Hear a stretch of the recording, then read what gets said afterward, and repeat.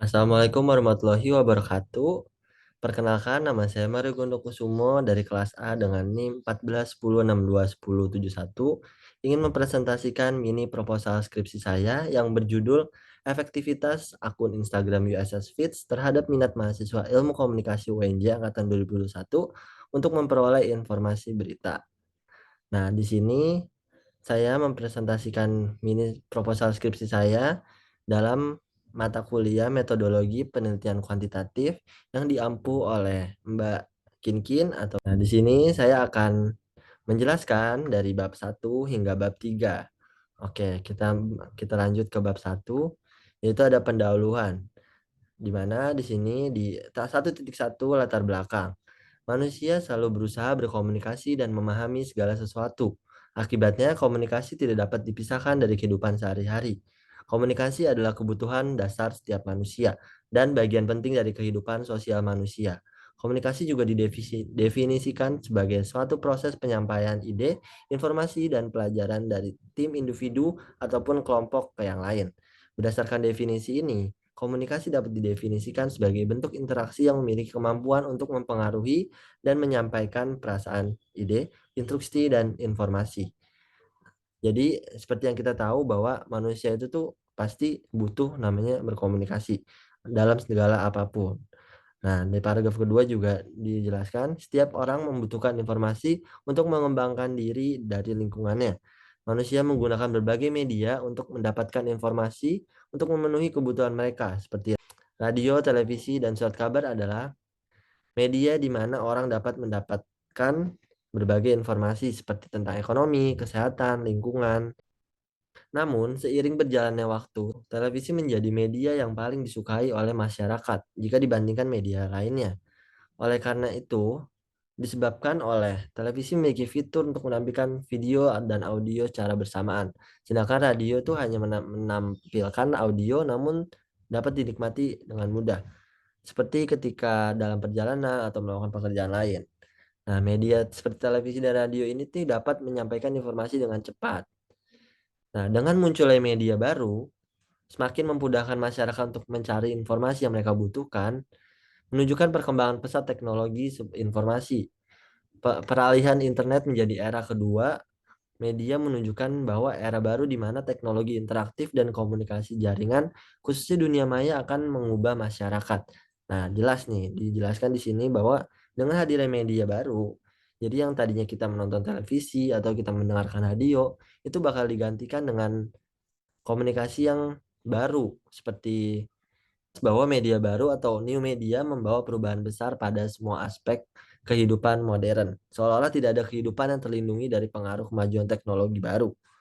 Nah, jadi tadinya kita menonton TV atau mendengar radio, jadi kita tuh mencari sebuah informasi itu dengan internet aja. Nah, dengan mempertimbangkan tren saat ini, jumlah pengguna internet Indonesia ini terus meningkat setiap tahunnya. Namun peningkatan penggunaan internet di negara ini terjadi di tahun 2017. Nah, jadi awal mulanya itu tuh peningkatannya tuh terjadi di tahun 2017. Terus juga orang Indonesia ini rata-rata menggunakan internet selama 7 jam 42 menit sehari. Tambahan pula 98% per 3, 98/3% pengguna internet Indonesia memiliki telepon genggam. Dengan banyaknya masyarakat Indonesia yang memakai internet dan juga ditambah lagi pemakaian masyarakat Indonesia ini tuh terbilang cukup banyak gitu ya. Nah, jadi juga nih hasil survei dari Good Stats ID, berikut adalah daftar 7 media sosial paling banyak digunakan di Indonesia pada tahun 2023. Yaitu ada WhatsApp di 92,1%, Instagram 86,5%, Facebook 83,8%, TikTok 70,8%, Telegram 64,3%, Twitter 60,2%, dan Facebook Messenger. Nah, dalam hal ini disimpulkan bahwa WhatsApp adalah media sosial yang paling banyak digunakan Indonesia, diikuti oleh Instagram dan Facebook. Nah, jadi di sini juga dijelaskan nih menurut beberapa ahli kelebihan penggunaan media sosial Instagram, teman-teman bisa lihat. Nah, kemudian juga saya mengambil Instagram sebagai objek penelitian saya, karena Instagram itu mudah digunakan untuk berbagi informasi dengan orang lain dan juga dapat berfungsi sebagai platform alternatif untuk mencari informasi yang dibutuhkan penggunanya.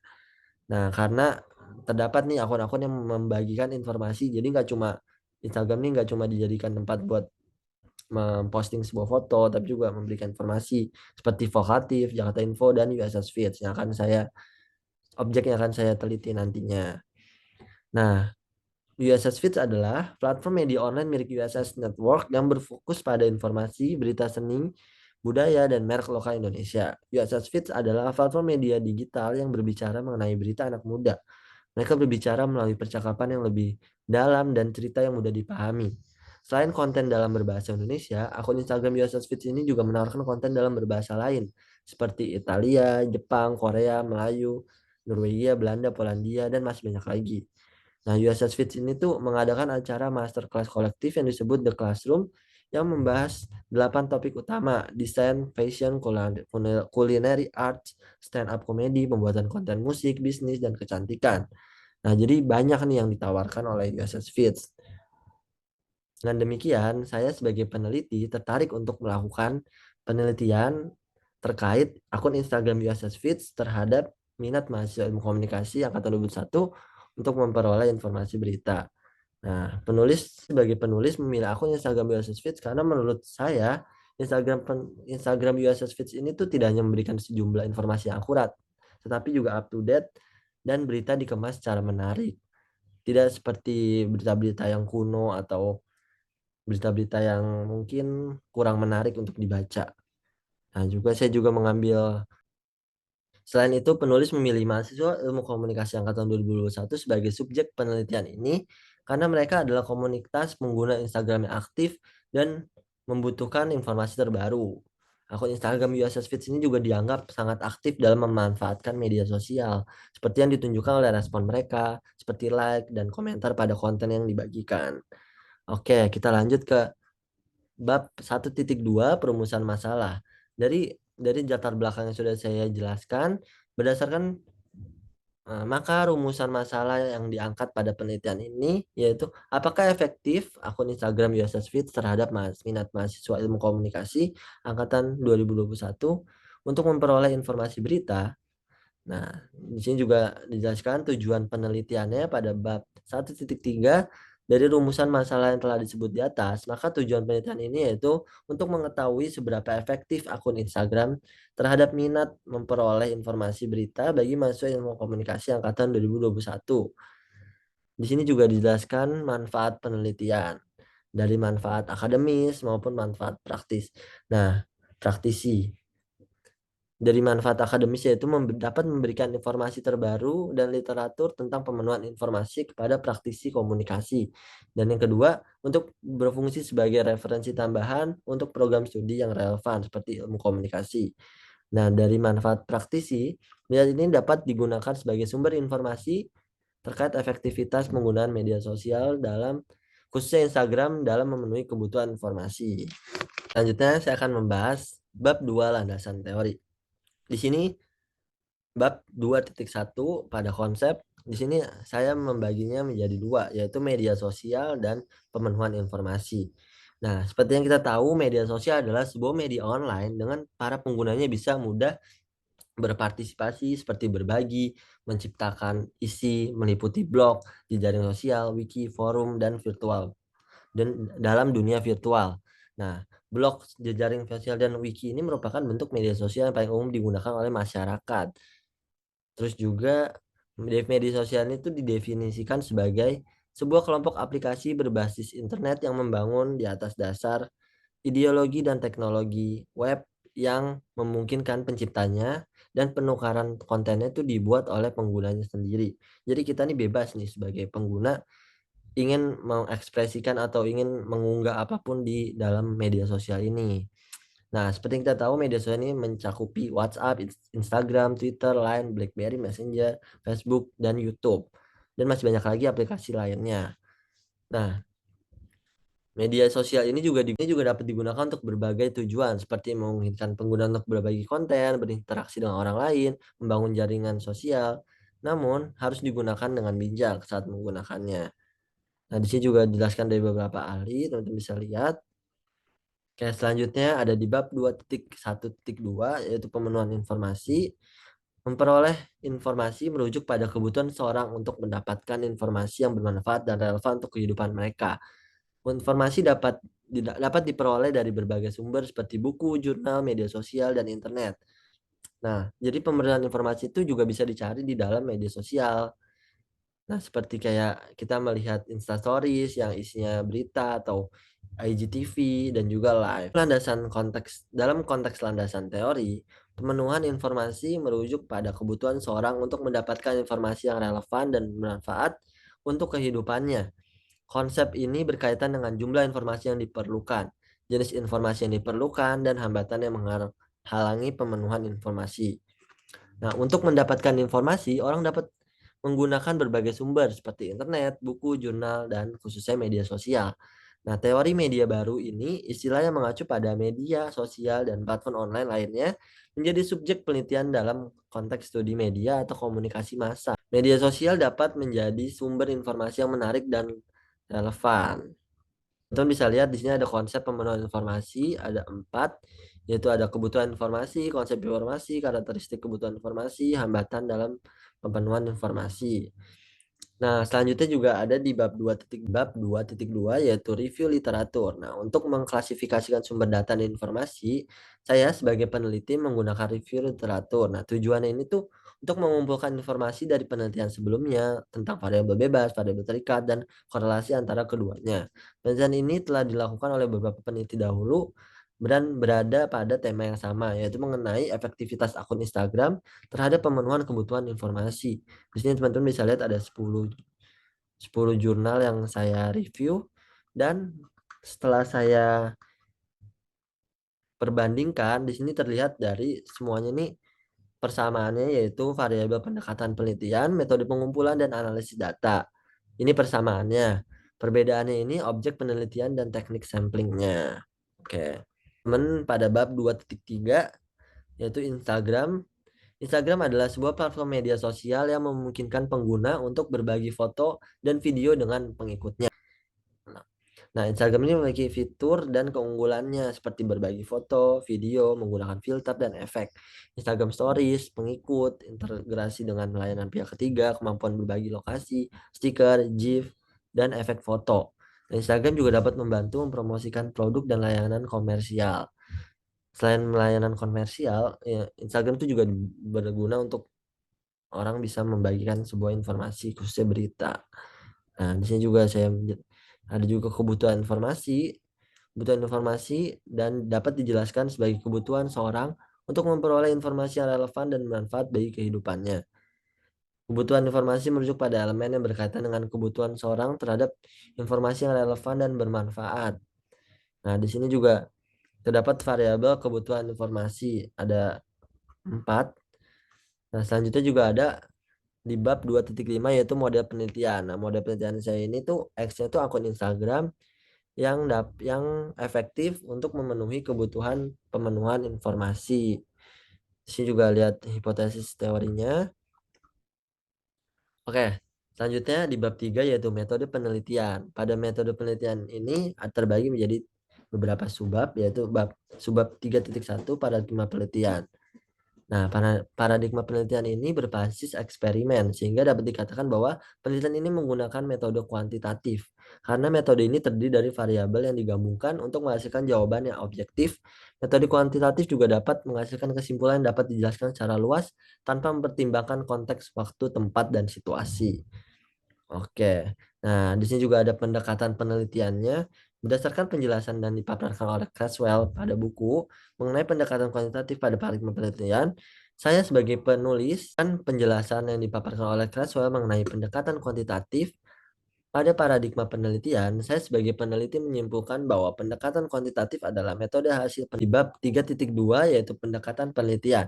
Berdasarkan penjelasan yang dipaparkan oleh Creswell mengenai pendekatan kuantitatif pada paradigma penelitian, peneliti menyimpulkan bahwa pendekatan kuantitatif adalah metode hasil penelitian yang dapat dijelaskan terhadap populasi sampel yang diambil secara random. Nah, saya sebagai peneliti juga melihat bahwa pendekatan kuantitatif merupakan metode yang tepat untuk penelitian ini, yaitu membutuhkan pengumpulan sampel yang banyak di lapangan dan bersifat hipotesis deskriptif.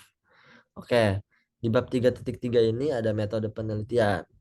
Nah, metode penelitian ini menggunakan metode kuantitatif dan untuk pengumpulan datanya menggunakan kuesioner yang akan disebarkan ke grup angkatan 2021. Nah, kuesioner ini tuh menggunakannya pada kuesioner ini dibuat pada aplikasi Willform karena dapat memudahkan penulis dalam menghitung variabel yang ada. Oke, di sini saya juga akan membacakan di subbab 3.3 populasi sampel teknik penarikan sampel. Nah, populasi adalah domain generalisasi yang terdiri dari objek atau subjek dengan jumlah dan karakteristik tertentu yang ditentukan oleh peneliti. Nah, telah diketahui bahwa jumlah mahasiswa ilmu komunikasi berjumlah 124 mahasiswa. Teknik pengambilan sampel yang digunakan dalam penelitian ini adalah dengan menentukan sampel kuesioner dan menggunakan rumus Slovin. Nah, artinya hanya mencapai sebagian dari populasi dan digunakan untuk menentukan karakteristik populasi yang diinginkan. Maka sampel yang diambil adalah sebanyak 94 populasi mahasiswa ilmu komunikasi UNJ. Nah, teknik pengambilan sampelnya ini tuh dilakukan dengan membagikan kuesioner yang berisi pernyataan tentang efektivitas akun Instagram Yasas Feeds terhadap minat mahasiswa ilmu komunikasi UNJ angkatan 2001 untuk memperoleh informasi berita yang diberikan oleh responden untuk menjawab variabel dependen dan variabel independen. Nah, di sini juga ada ukuran sampel, teman-teman bisa lihat. Terus juga ada hipotesis riset, yaitu HA. Kalau HA itu terdapat hubungan positif antara efektivitas akun Instagram Message Feeds terhadap minat mahasiswa ilmu komunikasi UNJ angkatan 21 untuk memperoleh informasi berita. Sedangkan HO tidak terdapat hubungan positif antara efektivitas akun Instagram Message Feeds terhadap minat mahasiswa ilmu komunikasi angkatan 2021 untuk memperoleh informasi berita. Statistik teman-teman bisa lihat sendiri. Dan juga ada di subbab 3.8 metode pengumpulan data. Nah, metode pengumpulan data untuk penelitian ini adalah kuesioner, sedangkan data sekunder dikumpulkan untuk tujuan lain selain masalah yang dibahas. Nah, di sini juga ada metode pada subbab 3.9 yaitu metode pengukuran data, teman-teman bisa lihat ada validitas dan reliabilitas. Selanjutnya ada metode analisis data univariat dan analisis data bivariat. Nah, selanjutnya ada di 3.11 keterbatasan dan kelemahan penelitian. Saya sebagai peneliti memiliki banyak keterbatasan, seperti penelitian yang belum lengkap, atau juga saya juga harus mencari dan mempelajari tentang topik penelitian. Yang kedua, kelemahan penelitian. Saya sebagai peneliti memiliki banyak kekurangan. Salah satunya adalah bahwa saya masih seorang mahasiswa dan memiliki jumlah pengetahuan yang terbatas. Nah, di sini juga ada definisi operasional. Operasional kuantitatif adalah sebuah metode atau teknik penelitian yang digunakan untuk mengukur variabel-variabel penelitian yang bersifat kuantitatif. Nah, di sini teman-teman juga bisa lihat operasional konsep saya, yaitu di konsep terdapat media sosial, variabelnya Instagram, dimensinya platform media sosial, dapat digunakan sebagai sarana promosi pendidikan dan informasi, menarik minat generasi muda. Nah, yang konsep berikutnya pemenuhan kebutuhan informasi, variabelnya adalah pemenuhan informasi dan dimensinya waktu, relevansi, sumber informasi. Nah, di sini juga ada indikatornya yaitu yang dari platform media sosial memungkinkan pengguna menggunakan Instagram untuk meningkatkan literasi pendidikan, memungkinkan pengguna untuk memperoleh informasi dan berita terkini, memungkinkan pengguna untuk membangun jejaring sosial dan memperluas jejaring relasi. Yang kedua, dapat digunakan sebagai sarana promosi pendidikan dan informasi. Yang pertama, menggunakan fitur Instagram Live untuk mencari informasi berita. Yang kedua, menggunakan fitur Instagram IGTV untuk melihat tayangan video seputar informasi yang durasi yang lama dan berkualitas tinggi.